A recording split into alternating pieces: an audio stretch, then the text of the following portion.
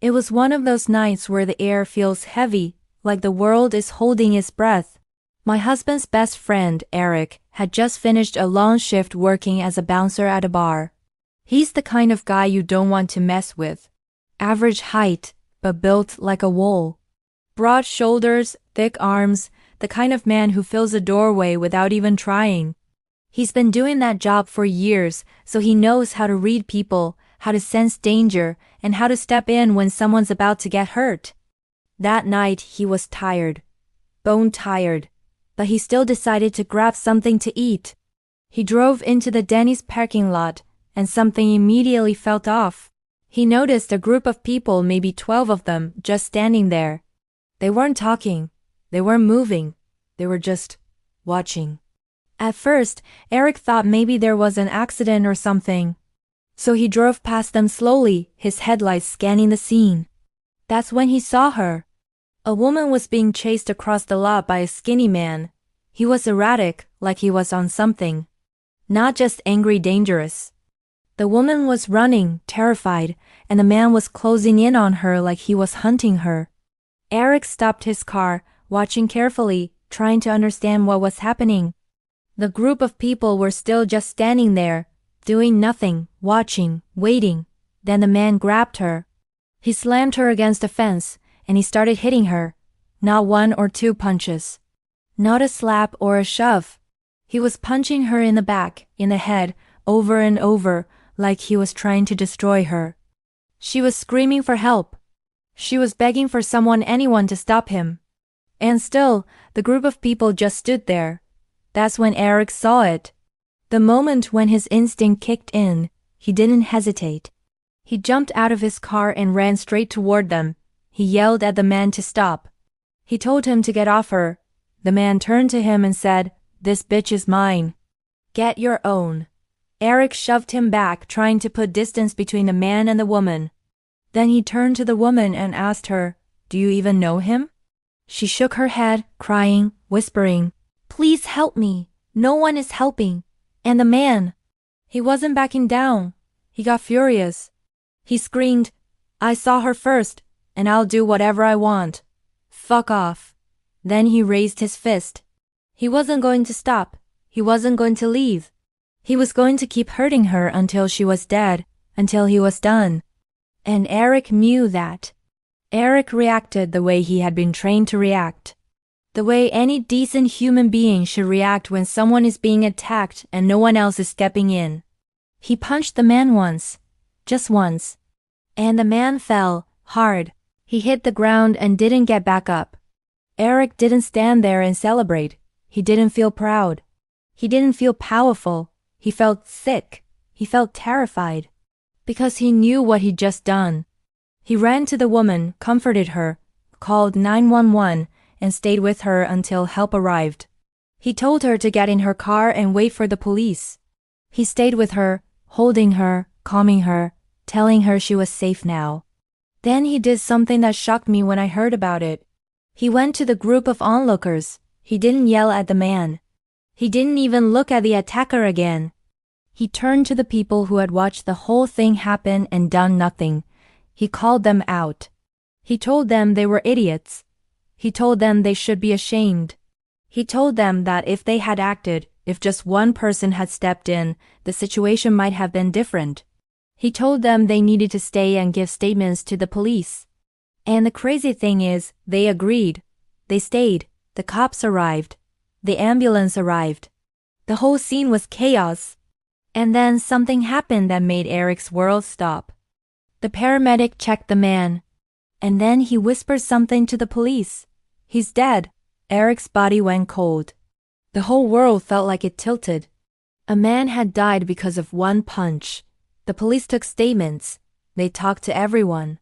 They listened to the story. And then they came back to Eric. They told him what they already suspected. This man was a frequent flyer. He had a history. Drugs, violence, arrests, track marks. He was a known danger. He had no right to be in that woman's life. And the police told Eric something that he didn't want to hear. They said he had acted in self-defense. In defense of another human being, that the punch was justified.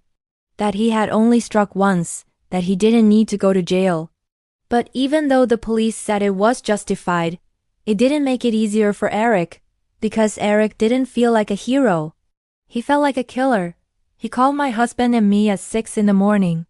He sounded broken. His voice was shaky. His eyes were swollen. He was crying. He came over and we sat in the backyard for hours talking about what happened. He told us how he felt, how he couldn't sleep, how he kept seeing the man fall, how he kept thinking about the fact that he had taken a life with his own hands. He didn't do it for the thrill. He didn't do it because he was violent. He did it because a woman was being attacked and no one else had the courage to step in. He was devastated. And then, later, my best friend heard about it. And her reaction made my blood boil. She told me she didn't feel safe around Eric anymore, that he was violent, that he was dangerous, that he had taken a life. She said she didn't want him around her children. She said she didn't want him in our home. And I couldn't believe it, because she was looking at the wrong part of the story. Yes, Eric killed a man, but he didn't do it for fun. He didn't do it out of rage. He did it because he was the only person who had the courage to protect someone who was helpless. He did it because he saw a woman being beaten, and he couldn't just stand by and watch. And then, after he did it, he was the one who suffered. He didn't feel like a hero. He felt like a monster. He was traumatized. He was shaken to his core. Meanwhile, the people who stood and watched, they walked away like nothing happened. They didn't even help. The woman was left alone to suffer. The attacker died. Eric was left with the weight of what happened. And my best friend had the nerve to call him dangerous. No, Eric is not dangerous. The dangerous person was the man who attacked her. The dangerous people were the bystanders who watched and did nothing. The dangerous part of this story is how quick people are to judge someone for doing the right thing. Because that's the world we live in now. People are quick to condemn, quick to criticize, quick to fear, quick to spread rumors, quick to assume the worst. But no one wants to talk about the fact that a woman was being assaulted. No one wants to talk about the fact that 12 people watched and did nothing. No one wants to talk about the fact that a man was killed, and the only reason he was killed is because he was committing violence. I'm not saying violence is good. I'm not saying it's okay to hurt people. But I'm saying that sometimes the world isn't black and white.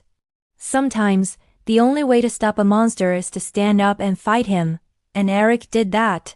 He didn't go looking for trouble. He didn't go out of his way to cause harm. He was tired. He was just trying to get food. He was in the wrong place at the wrong time. And when he saw something terrible happening, he acted. He acted like a human being. And now, because of that, he is haunted. He doesn't sleep. He has nightmares. He's scared. He's scared of himself. He's scared of what he's capable of. He's scared that one day he might snap and do something else. That one day he might hurt someone who doesn't deserve it. And that's what makes this story so painful. Because the people who should be supporting him, people who should be grateful that he stepped in, are the ones who are judging him the hardest. My best friend says she doesn't feel safe. I say she should feel safer. Because the world is full of people who watch and do nothing. But Eric is not one of them. Eric is the man who stepped in when no one else would. Eric is the man who saved a woman's life. Eric is the man who now has to live with the consequences of doing what was right. And if that makes him dangerous, in my best friend's eyes, then I guess I'm dangerous too. Because I know what I saw, I know what he did. I know the kind of person he is. He is not violent. He is protective. He is not a threat. He is a hero. And I will never apologize for saying that. Because some people don't understand that when the world is wrong, it takes someone willing to stand up and fix it. It takes someone willing to risk everything to protect someone else. And Eric did that. Even if it cost him his peace.